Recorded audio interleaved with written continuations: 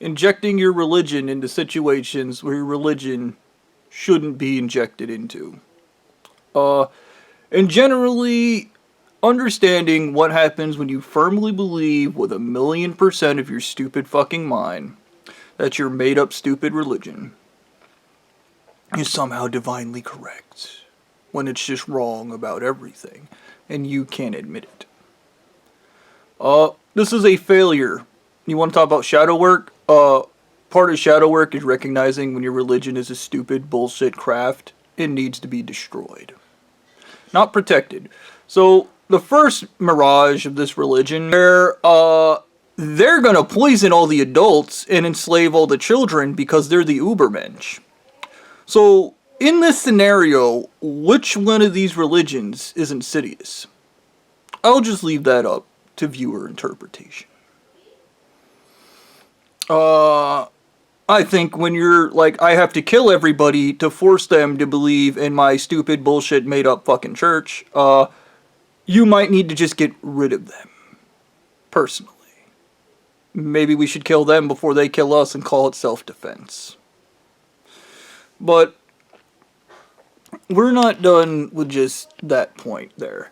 The other side of this religion is its extreme toxicity. And you will never find any good videos on good religious toxicity ever because everybody's afraid to talk about it. But we're going to talk about the church leaders. And Anal Eating Mummy God asking me about helping everybody in the church and legitimately being confused. Helping the 300,000 people that were being human trafficked, that is. Because he didn't understand it. And then he said they could free themselves. You don't have to get involved. No, they can't free themselves because there's an army of bastards dedicated to keeping them enslaved. And if they do get free, you kill them. So that was a fucking lie. And this is the problem with these people. They lie, and then they go, he's beyond reproach, he's beyond, you can't say anything to him because he's allowed to lie. How about you just shoot that fucker in the head? And we'll just solve the problem that way, because that way we don't have to worry about your stupid religion being injected into things it doesn't need to be in. But Anal Eating Mummy God basically is like, let me tell you a story. And in this story, he was like, there's this guy, he has to take on this obstacle, a really strong monster, and then this other dude gets involved, you would call him a hero, and he kills the monster before the other dude can. So the dude stabs him in the back and kills him. And I was like, what? And he's like, that's the kind of story I like. I like that story.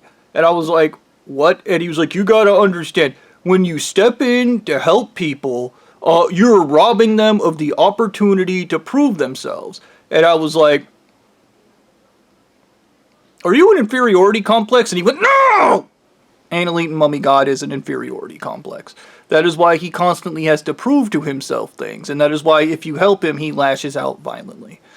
Think of Cheese in Foster's Home for Imaginary Friends when he's trying to get the box of cookies, and he keeps yelling at Wilt, because Wilt keeps pushing the cookies closer, because Wilt's trying to help him, because Wilt's a nice guy, and Cheese is, let me do it, let me do it, let me do it, and then when Wilt helps him, he bites him. That's Anal Eating Mummy God. He's Cheese from Foster's Home for Imaginary Friends. So is every church leader. They go, let me do it myself! And when you think like that, the only thing you open doors for is atrocity. When you can't admit you need help, everything goes bad. Believe it or not. But these church leaders don't care because this is their made-up, arbitrary definition of what masculinity is. Now, I already did a video on what real masculinity is. You'll have to watch it. It's before this one. The sad, sad truth is these guys are pseudo-masculine. And we're going to talk about the aspect of Anal Eating Mummy God's story and how he kills you if you help him. Because you made him feel bad. Hey, let's talk about that. What's that? That's emotion. You made him feel bad. You made him feel inadequate, so now he has to kill you. Because you destroyed his own objective reality. Well, that sounds very womanly to me. That doesn't sound very masculine. So is this guy the most masculine dude that needs to be in charge because he can't accept help? That sounds toxic. But this entire situation, do it yourself. Do it yourself. You're not allowed to have help. Even if it's from the universe, you're not allowed to have that. You're not allowed to. Let's talk about the toxicity of that.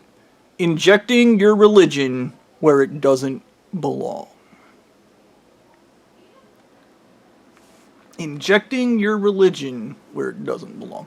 If these people didn't have me under contract, if they didn't threaten to kill every lawyer, if they have their stupid fucking rules about if you take our church to court, and you get money, we kill you, because that's our religion, and we have to follow our religion. This is how this works. I'm a mindless retard, and I'm the victim of my own religion. Also, my religion isn't bad, so when they keep money out of your hands, it's good for you. It's good. We're helping. This is what help looks like. When I spoke to Annalite and Mummy God, and he deprived me of the $4 billion he owed me, it was kind of a funny conversation. Because it went something like this. He was like, oh, I'm really sorry that you don't have $10,000 to get a lawyer and then sue the insurance company of our church to get the money we owe you. And I was like, how much money do you owe this guy? Because it was the whole, this guy, not me, this guy, we owe a lot of money to. We did. I was like, well, and I told him it's not like you guys did, and it seriously fucked up bad shit to this guy, like destroyed his brain, gave him cancer, fucking traumatized him for life, and just completely derailed everything about him. And then you're about to be like, I'm not gonna fix anything, because I have no agency in anything I do, and Annalite Mummy God went, argh! Because I was right. Bastard's gonna bastard. You can't do anything about it. And then he was like, well, your mistake was thinking that this guy's mistake is thinking he's entitled to that money to begin with. That's why we kill you. And I was like, so the justice system doesn't work. And then he's like, the justice system does work! Does the justice system work or does it not work? Let's have an analyst of this. You have to get your stupid fucking religion out of the justice system. It doesn't need to be injected in places it doesn't need to be injected to. Injecting a turkey with a turkey baster is wonderful. Injecting a baby with a turkey baster is weird unless you're a member of this religion, in which case it's normal. And the turkey baster is a reference to raping your baby, because that's what these people do. They rape their kids so they're emotionally stunted. Because being a 2-year-old is the superior mindset. Operating like an entitled child is better. But as I discussed this, and Annalite and Mummy God started getting crazier on the phone, as I explained my logic and reasoning, as I explained what my definition of a hero was. Because Annalite and Mummy God's definition as a hero is somebody that just makes everything harder so that you learn perseverance and self-value. Because that's what's more important. And I was like, so when you're teaching this guy perseverance and self-value, you're not doing really fucked up shit like poisoning him with shit that can give him cancer, or poisoning them with aluminum that can give them Alzheimer's, or destroying their brain and then going, he's gonna learn perseverance! And I was like, because the truth is, you just want to hurt this person, but you're disguising it as help. And Annalite Mummy God was like, I gotta talk to my blue-eyed guy. And now we're gonna get into hypocrisy. Annalite Mummy God, I don't accept help from anybody, and if you help me, I'll kill you. That's what happens. You get help from the blue-eyed guy. You get help from the blue-eyed guy. Hey, you're getting help from the blue-eyed guy. Shoot him in the head. He helped you. He made you look weak. He makes you pathetic. He destroys you. You see, no member in this church is going to kill the blue-eyed guy. Because the fact of the matter is all that perseverance, independent shit is all fake. It's all fake masculinity. Masquerading as manliness. Because they're codependent on the blue-eyed guy. The fact of the matter is their church leaders shouldn't be able to lead anything or allowed to lead anything because they're codependent on the blue-eyed guy. Oh, man. You see, when I beat myself up, a big chunk of it is I am that afraid of facing my own inferiority complex. When these people murder other people and they kill them, it's because they're that afraid of facing their inferiority complex. But instead of taking it out on themselves, they take it out externally on people around them. They can't face their own inferiority, much like I struggle to face my inferiority. The difference well, I don't go around killing people as a weak person response, like every church leader in this church does. And they're going to go around killing people because they're too weak to face the shadow self, the truth about their own inferiority complex. Daddy never loved you. Yeah.